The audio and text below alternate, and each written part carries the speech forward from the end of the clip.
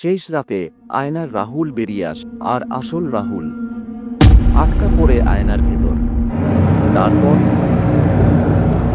রাত তখন 2টা। চারদিক নিস্তব্ধ, পাতা নড়েও না। একাই থাকতো রাহুল একটা পুরনো ভাঙাচোরা বাড়িতে। সবকিছু ঠিকঠাকই ছিল, শুধু একটা জিনিস ছিল অদ্ভুত। ঘরের মাঝখানে লাগানো একটা পুরনো আয়না।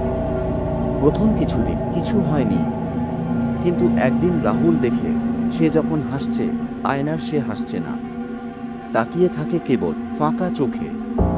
পরদিন রাতে রাহুল ঘুম থেকে ওঠে, দেখে আয়নার রাহুল আগেই জেগে দাঁড়িয়ে আছে, তাকিয়ে আছে সরাসরি ওর চোখে। সে আয়না খুলতে চায়, কিন্তু একটা কালো হাত আয়নার ভেতর থেকে বেরিয়ে আসে, তাকে থামিয়ে দেয়। শেষ রাতে আয়নার রাহুল বেরিয়ে আসে আর আসল রাহুল আটকা পড়ে আয়নার ভেতর। সকাল হতেই ঘরটা ফাঁকা পাওয়া যায়, কিন্তু আয়নায় দেখা যায় দুটি প্রতিবিম্ব, দুজন রাহুল। আর আয়নাটা এখনো সেখানে।